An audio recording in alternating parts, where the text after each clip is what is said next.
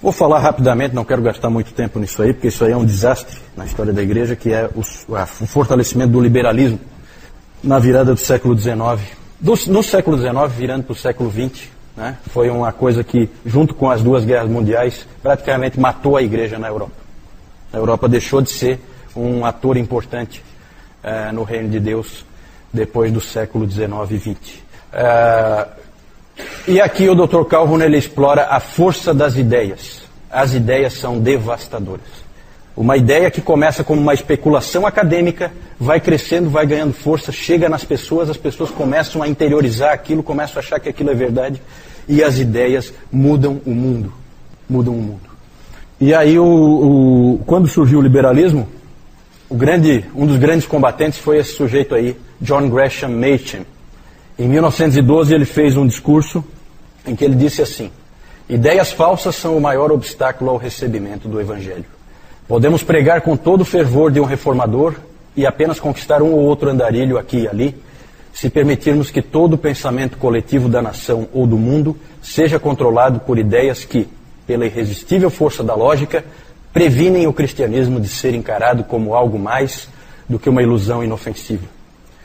Sob tais circunstâncias, o que Deus quer que façamos é que destruamos o obstáculo pela raiz. O que hoje é uma questão de especulação acadêmica, começa amanhã a mover exércitos e a derrubar impérios. É a força das ideias. É claro que o Machen não conhecia a televisão. Se ele conhecesse, ele saberia que a causa dele é perdida. É um meio de comunicação de massa em que a ideia é incutida em todas as pessoas, no mundo inteiro, e é caso perdido.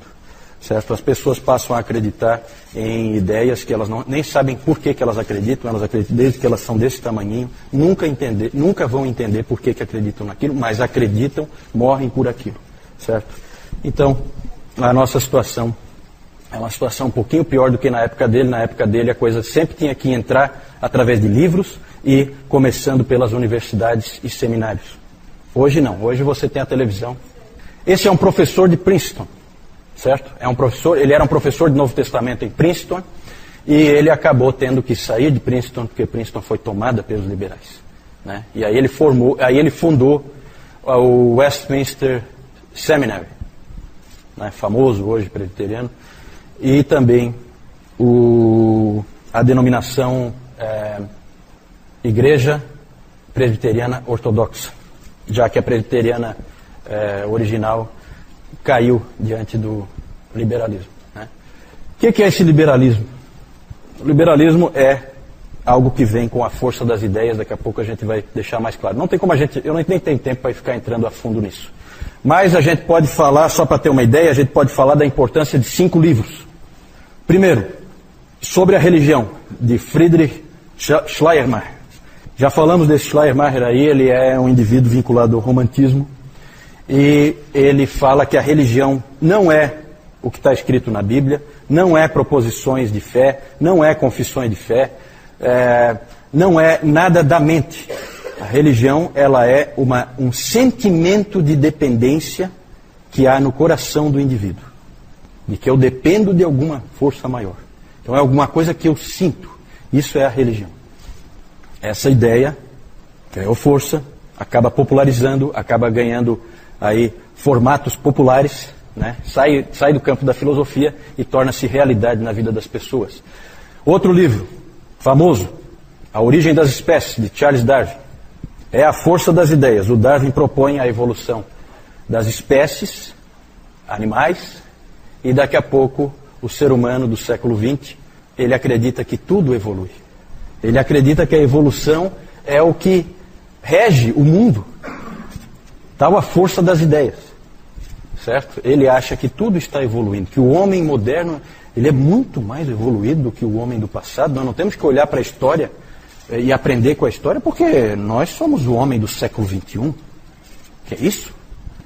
E aí então vem esse tipo de ideia e molda as pessoas. Outro livro, Ensaios e Críticas, escrito por 7 clérigos da Igreja Anglicana. Na época foi fortemente rejeitado pela Igreja Anglicana, mas é assim, semeia no início resistência, daqui a pouco a coisa ganha força, e é como o Machen disse, derruba impérios. Certo? É questão de tempo. E nesses ensaios e críticas é colocado o principal tema é que a Bíblia é um livro comum, escrito por homens comuns e que deve ser tratado como tal. Isso foi o que esses homens defenderam.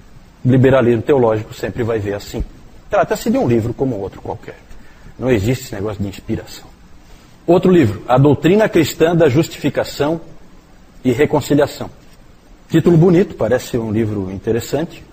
Escrito por um alemão, Albrecht Ritschl. Sempre esses filósofos alemães fazem um excelente trabalho de destruição das verdades cristãs, né?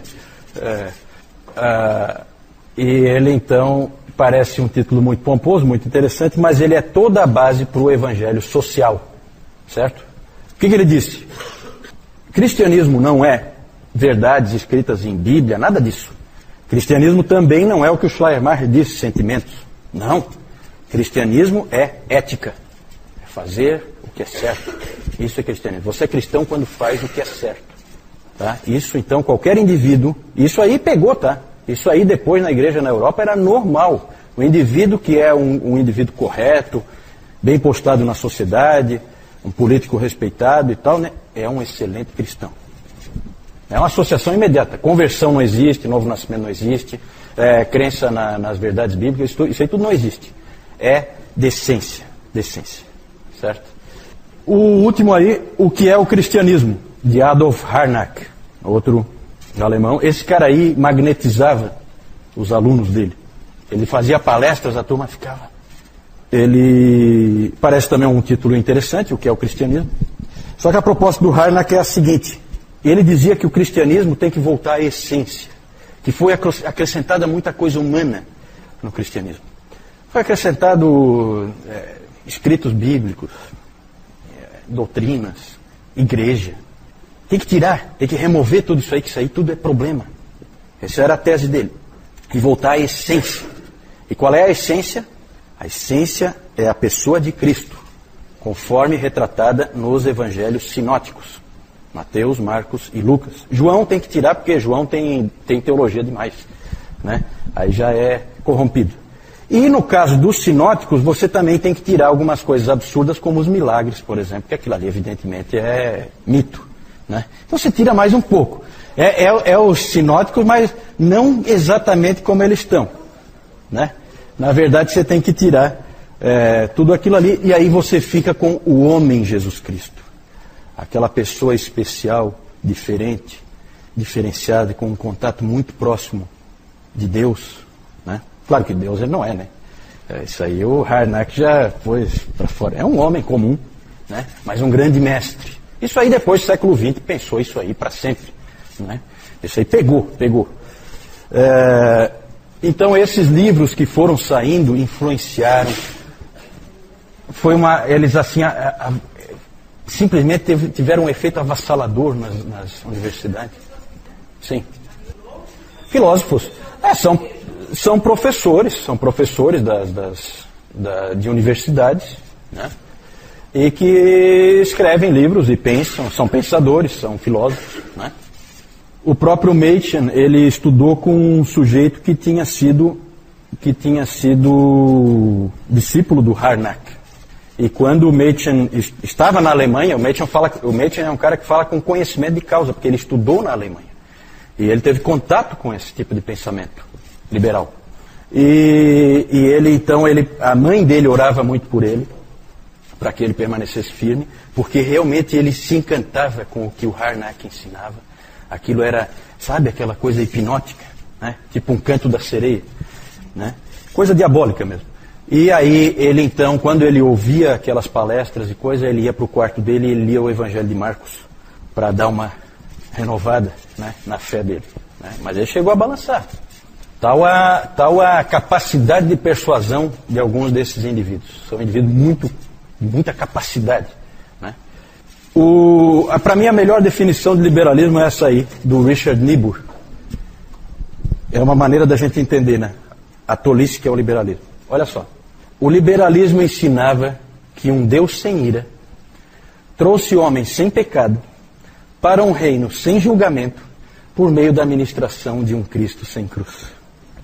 Ou seja, ele é nada. Sobra o que aí? Uma ética boba, certo? Que não precisava de cristianismo para existir, certo? É só isso que fica no final, né?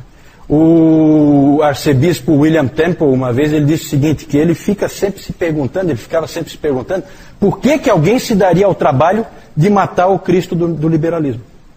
Um sujeito inócuo, não faz a menor diferença.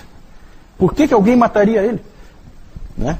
É claro que o Cristo do liberalismo é uma piada, é um falso Cristo, só que um monte de gente foi atrás, a coisa entra nos seminários, novas gerações já começam de pequenininho ouvindo falsidade e vão caindo, certo?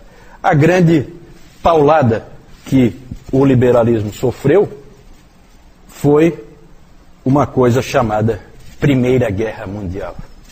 Porque o liberalismo entendia que o homem tinha evoluído e tinha chegado a um estágio tal de ética e de entendimento de si mesmo e dos outros, que agora sim nós tínhamos chegado a um patamar de verdadeira humanidade, certo? E aí veio a Primeira Guerra Mundial. E homens se matando por motivos fúteis, né? E aí todo esse castelo de cartas dos filósofos aí caiu por terra. Deus usou para humilhar todos esses sujeitos aí, certo? O homem não ficou bom, não. Não se iludam, o homem é tão mau quanto ele sempre foi. Essa foi a mensagem que Deus mandou, com 2 guerras mundiais avassaladoras, com todo tipo de barbaridade acontecendo. John Gresham Machen, ele escreveu esse livro aí, Cristianismo e Liberalismo, em 1923, e é interessante o título, o Dr. Calhoun chama atenção para o título. Não é fundamentalismo e liberalismo, 2 tipos de cristianismo. Não. Cristianismo, de um lado, e uma outra coisa, que não é cristianismo nenhum, que é o liberalismo, que é uma coisa satânica, que é uma enganação do nosso inimigo, certo?